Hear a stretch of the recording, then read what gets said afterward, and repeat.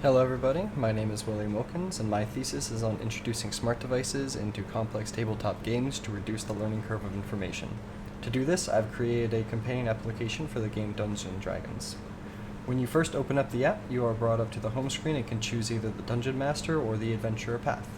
When selecting the Adventurer path, you are prompted to either create a new character or select a character that you've already made. When you do select to create a new character, you are prompted to fill in the top information first. This is choosing things like your class, your race, your alignment, and your background. When going through all of these choices, you can read about the choices as you bring them up, and also you can look on the top right to see where in the book you can find more information on the things you're actually choosing.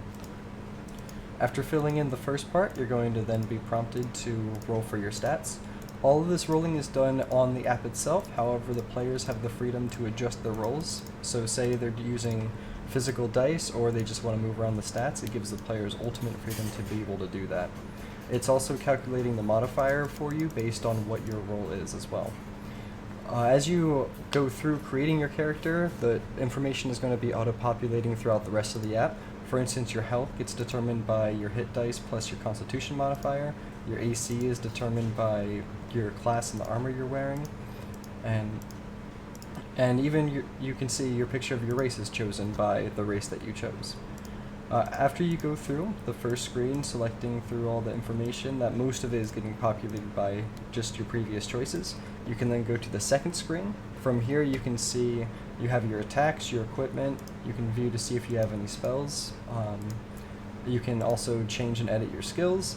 How many skill points is based off of your previous choices as well. You can go in, change your languages, change your traits, anything you need to do.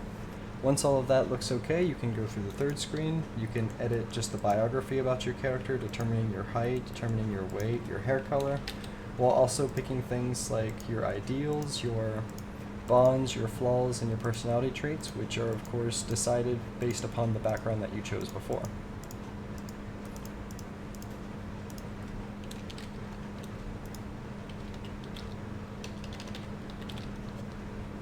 Once you fill in the information, you think your character is ready to go, you can save your character, and it will then be put onto the character select screen. Upon selecting your character, you have access to an interactable character sheet. From here, you can update your health, easily adjust it if needed. You can look at the information about your character with being able to change and edit things when needed.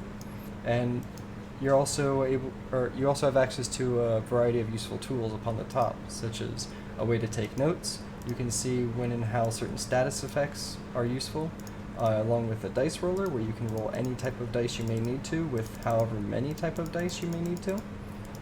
And you can also see when and how roll checks are important.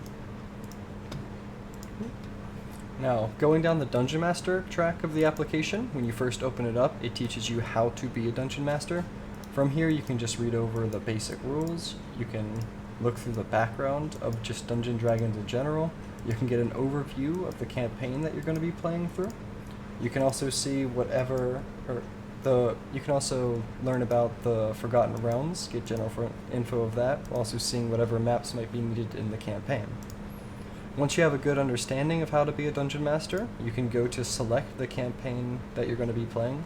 For testing, we limited the campaign to one specific campaign known as the Goblin Arrows section of the Lost Mine of Phandelver. Upon selecting this campaign, you are brought to the Dungeon Master game screen of the application. On here, along the top, you have a handful of useful tools to assist you while being a Dungeon Master, while you can also view the story and guide your way through it by clicking the buttons on the bottom, while also being able to see what page in the book that you are reading from. Along the buttons on the top, you can see that there is the adventure hook to draw players into the campaign. You can look at the maps and see whatever maps might be in this campaign, along with learning some basic info about them. You can take notes in case you need to write anything down for the campaign, along with being able to roll any dice and roll any amount of dice needed. You can also see any magic items in the campaign.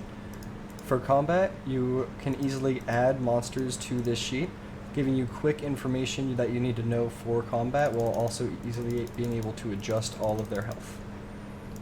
You can see when certain status effects are important, along with certain rule checks, when and how to use them, along with getting more information on monsters in case you need to read deeper into their statistics.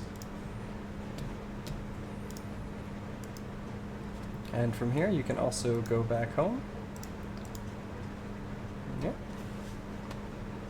And that is the companion application for Dungeons & Dragons.